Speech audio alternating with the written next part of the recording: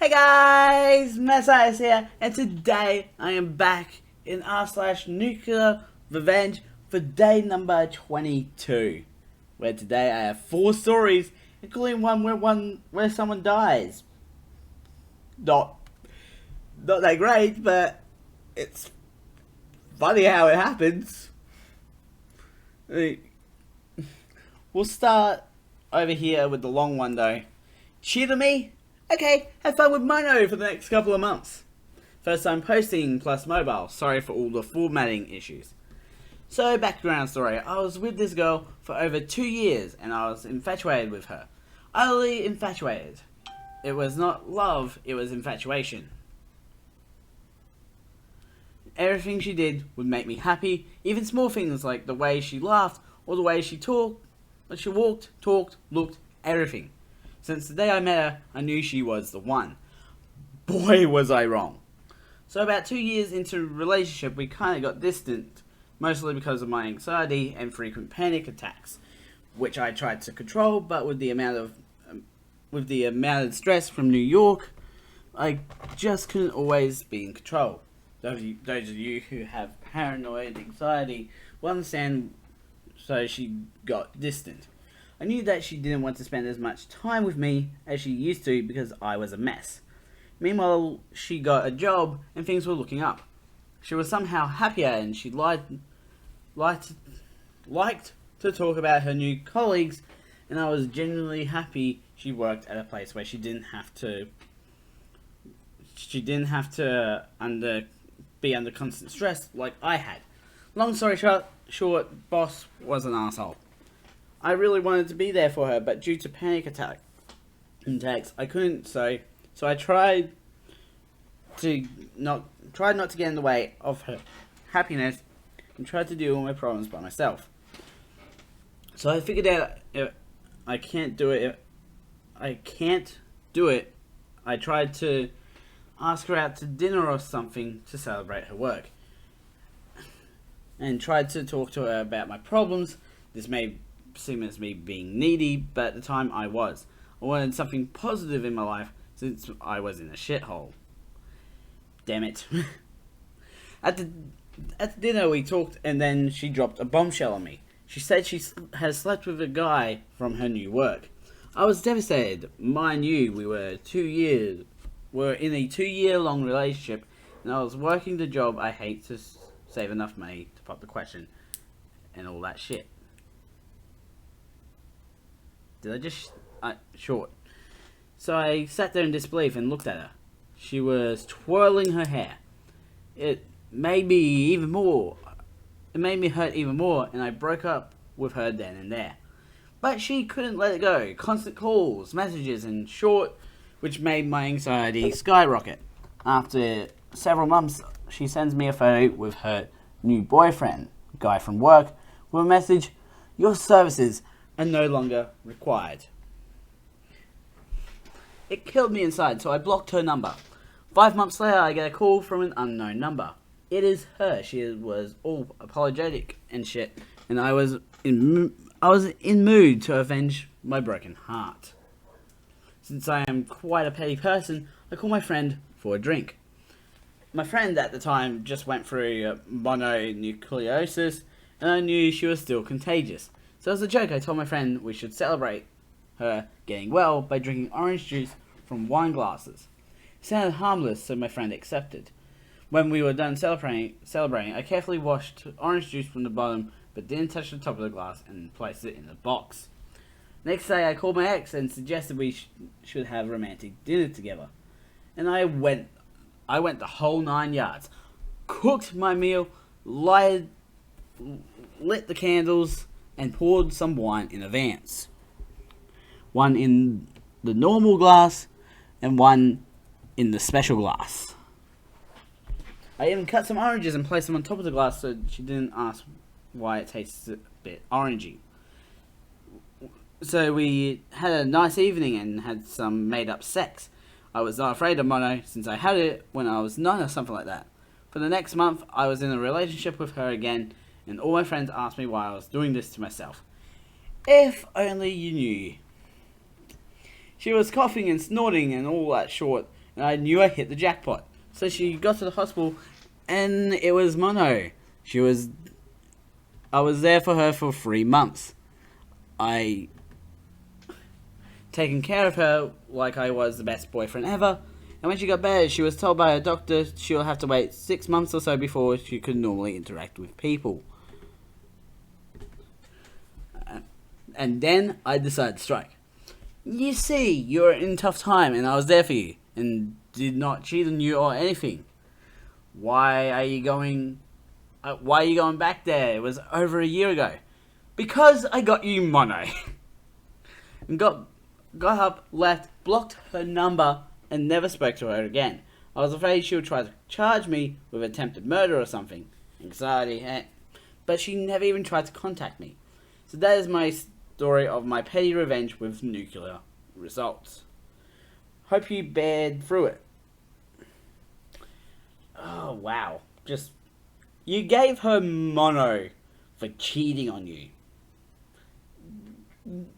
It's not deadly, but a bit of a ballsy move to go that route.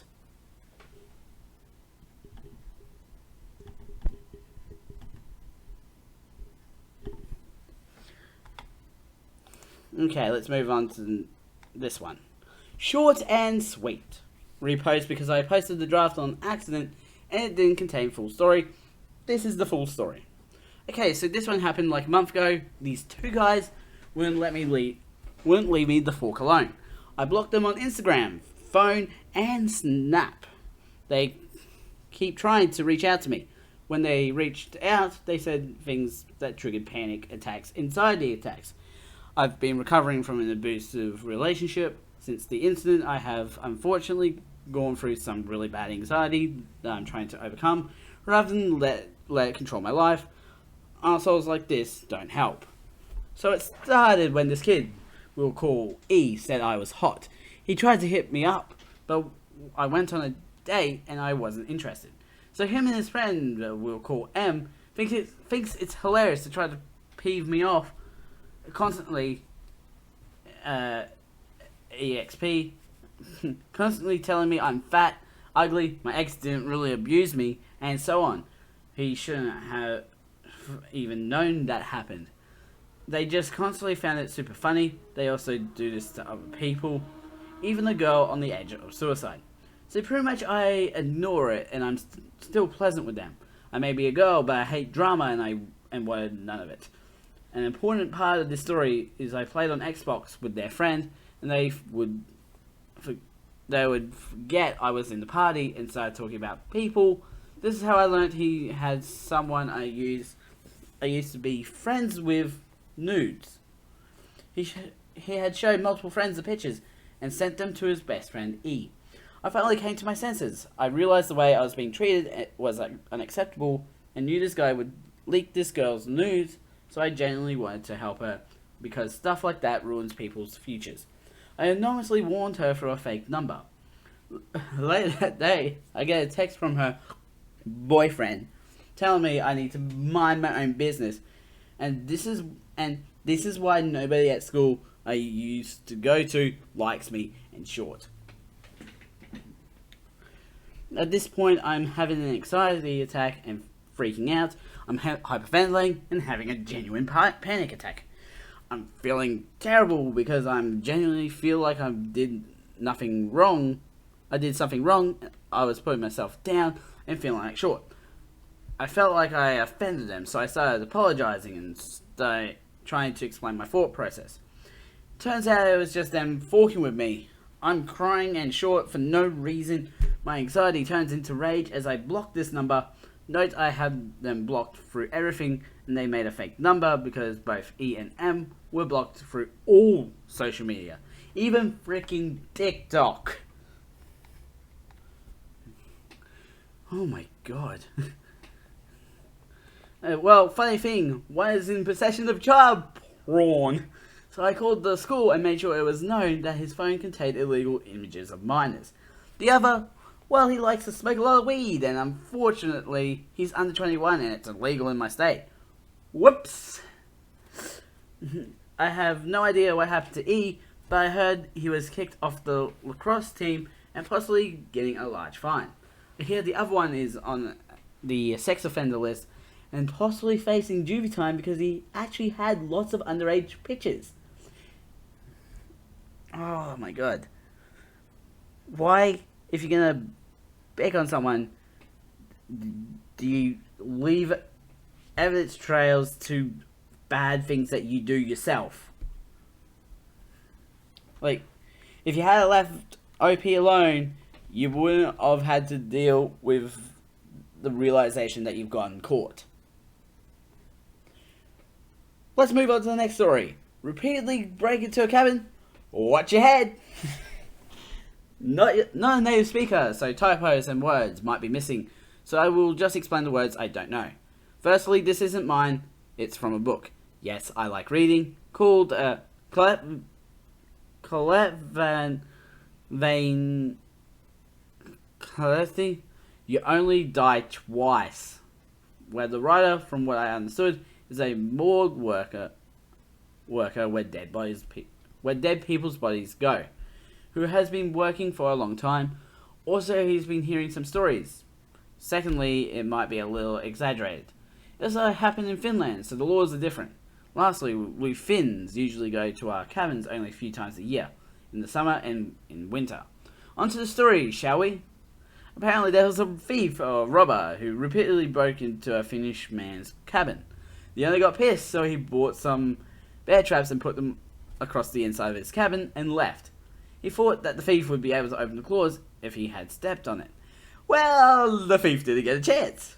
When the owner came back to the next winter, he saw the thief dead on the floor with the claws around his crushed head. Apparently, when he broke the window, he didn't go feet first like a normal person, but he dove in head first. Guess he didn't get a chance to say, "You should have gone for the head." I'm not sorry. The owner called the cops and they checked the crime scene out because the bear traps were inside his cabin, he didn't even get a warning. If they had been on the yard, it would have been a different story. A thief repeatedly breaks into a man's cabin. Next time, gets its head smushed.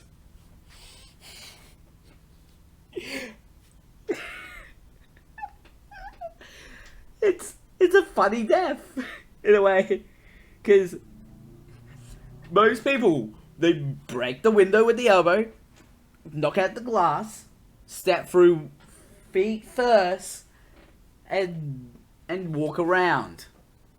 No, this guy's going for the superhero technique, like a Superman punch through the window, boom, right into the bear trap, and gets killed.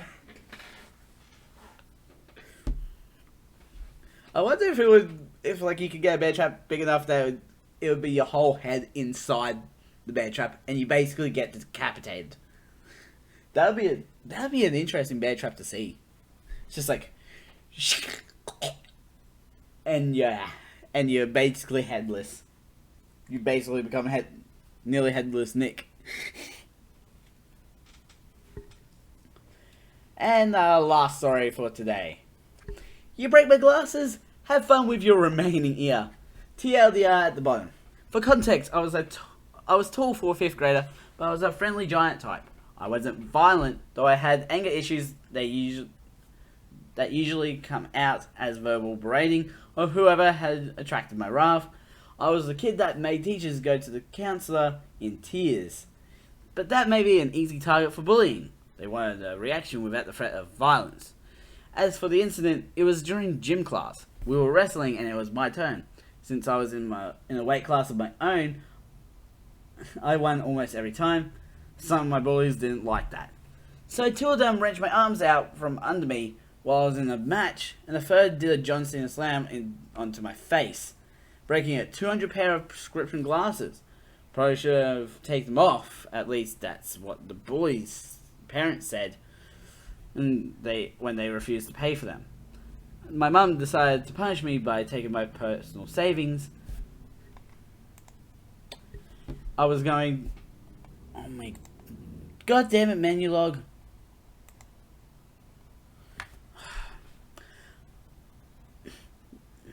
I was going to buy a PS3 at the time to pay for new ones. I was peeved. This was completely ridiculous. They assaulted me and I was being punished for it. That was 3 years of savings down the drain. So I went up to the kid the day after and I told him to meet behind school to settle this. He and his 2 cohorts came and I told them what happened. They realized how much money I lost and that 5th grade honor rules were clear that behind a school fight was necessary. So I told them it was 3 versus 1. If I won, they would pay me back. If they won, I'd never eat them out for the short they pull in the future. So we went at it. I ran the main kid into the wall and headbutted him, causing a bloody nose. He punched me and I got swarmed. I was busted up pretty bad, but so were they. It ended when the leader tried to deer hug me to the ground. In my adrenaline-fueled rage, I bit him. More specifically, I bit his ear, tearing most of it off. Everyone froze at his scream of pain. We ran to the nurse, temporarily causing truce, as you do in this situation. We got an earful about fighting. The mother wanted to press charges, but the bully admitted to instigating the incident, so it was a case of self-defense. We all got suspended. The bullying never stopped, but when it got too much, I began to walk forward, and no matter who it was, they'd run for the hills. My nickname for the next 2 years, until I moved, was Feral. TLDR, bullies break my glasses, we fight in an honourable duel, I bite his ear off, everyone knows not to get into a fight with me, ever. Yes. Satisfying. And with that, I'm going to end this episode here. Links will be in the... Oh, wait.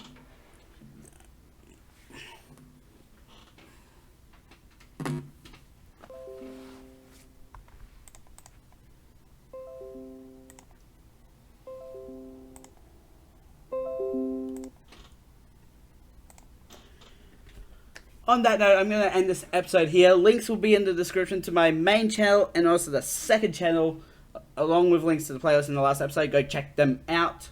This episode might be a bit edited because I might have made a small mistake. But other than that, don't forget to subscribe and hit the notification bell so you know when the next video comes out. A ding, a ding. I'm the Mad Scientist. Mad Scientist out.